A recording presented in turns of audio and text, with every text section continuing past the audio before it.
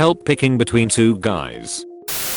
I, 37 female, have been seeing two men, 37 and 40, and I'm reaching a point where I need to pick between the two. I like the perspective that this forum has and would be grateful for any advice and viewpoints on how to make the best long-term decision.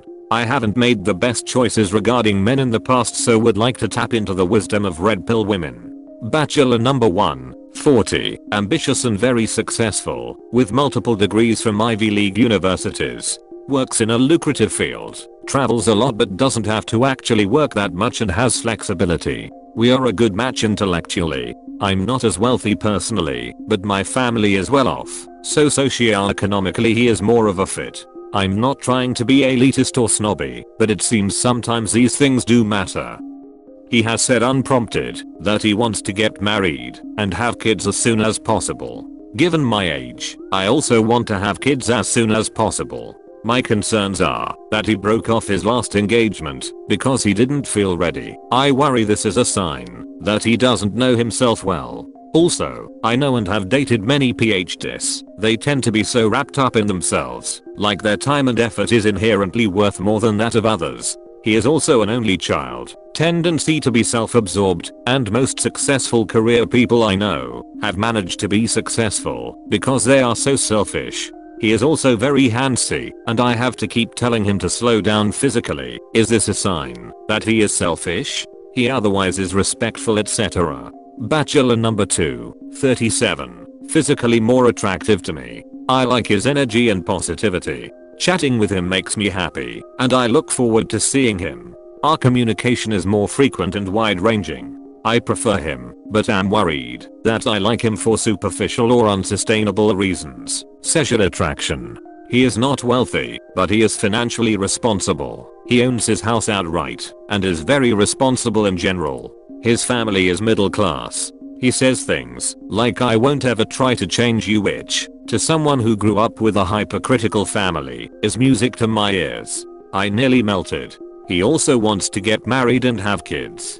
He strikes me as being a generous person, in spirit and with money. Ideally, I would like to date each guy for several months, so that flaws and compatibility issues can surface. However, it's not tenable in this situation, so I have to try to anticipate issues. If I were to pick right now, based on gut feelings, I would go with number 2. However, I worry that I'm giving number 1 short shrift because of preconceived notions. Example, fears that he will be self-absorbed / selfish. Would love to hear other perspectives. As long as you need help choosing, the answer will always remain neither. You don't seem to like number 1 at all. Most of what you wrote about him could be rewritten in a positive way. Very driven, passionate, crazy about you. The fact that you didn't mean something. Wow, very wise observation.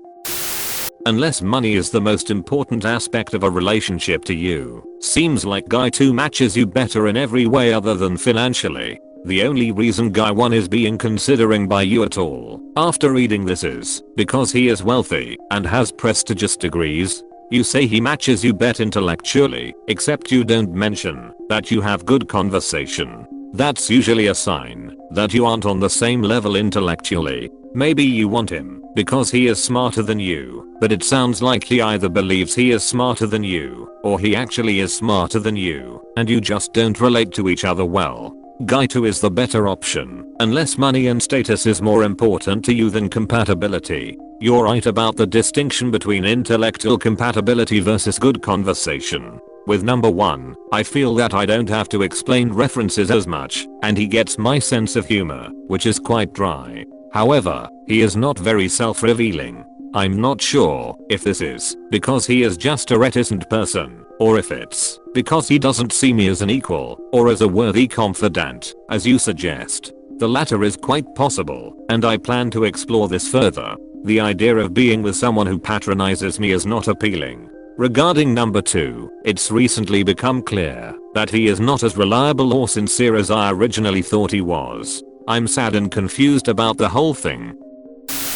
Trust your gut and trust the way you feel around the person. That's what you're going to experience each and every day. If you have to wrestle with it, it'll be a long road. Also, whichever guy you choose, you don't have to marry him.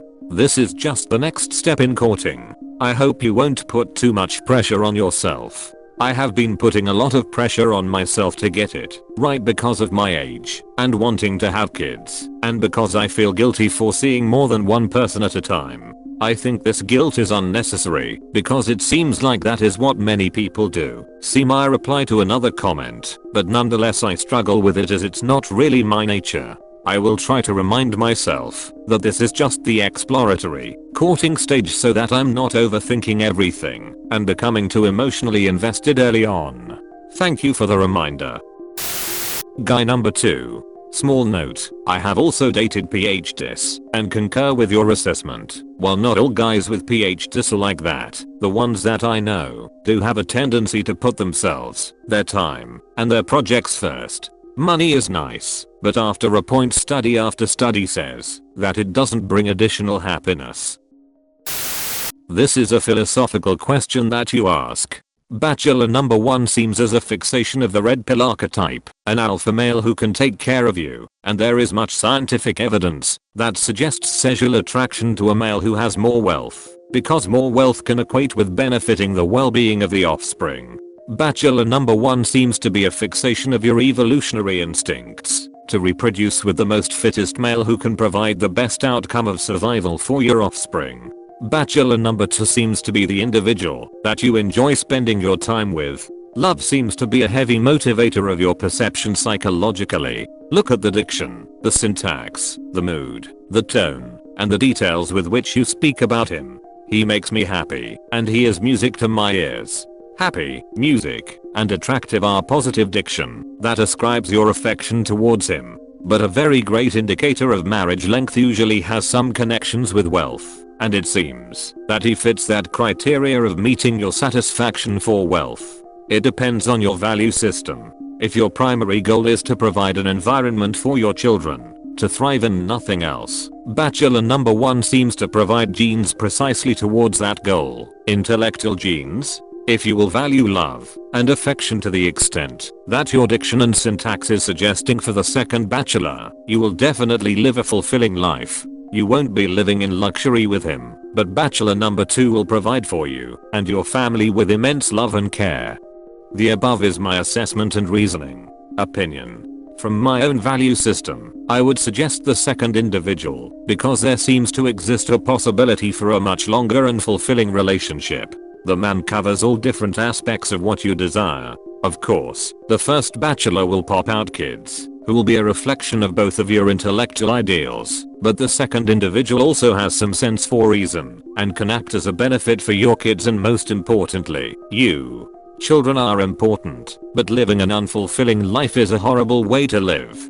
P.S. You need to make sure that their values are precisely reflected in the way that you live with them. The persona can disguise things that do not seem abnormal from the outside. You have to get to know their ego as a function of their deeper subconscious. People can radically change after marriage. My mother is a nice person to other people, but she had a nasty personality towards me and my brother. While I lean towards the second, you have to eagerly understand what he is like on the indoors. Does his behavior change? If not, the man is truly an individual who provides satisfaction. Thank you for this. You articulated my internal dilemma very well. Sorry for the slow reply. Holidays, family stuff, etc. When I think of number 1, I think mainly of the amazing opportunities, theoretically, my kids could have, living in the country's top school district, etc. I think if my assessment of the situation were accurate, I would have gone with number 2, as I want that kind of romantic love in my life, and also, at the end of the day, I believe that children can thrive as long as they have a loving home environment. All that being said, in the past couple of days events have transpired to make me realize/think that I have read number 2 all wrong. We were planning a trip for mid-month that he has backed out of, and I'm starting to think that he is seeing someone else that he prefers. I'm an actions over words person, but nonetheless I allowed myself to be swept away by his words. The whole "I will never try to change you" bit I mentioned in my post, various sweet albeit corny things like "all I want for Christmas is you." I feel ridiculous for thinking that I understood him, and ridiculous for feeling so guilty that I was seeing someone else at the same time. My instinct said he was an earnest, sincere person. Screw you, instincts. Meanwhile, number 1 has taken me on a wonderful date to the Philharmonic etc. and I've met his friends and professional acquaintances. He is not as effusive as number 2 with words. Given that I feel so misled by number 2, this is now a good thing in my book. That being said, number 1 is not very self-revealing, so it's hard for me to feel an emotional connection with him. Half the time I wonder if I'm just some kind of plaything, and to be honest I'm not even 100% sure if my city is his primary residence.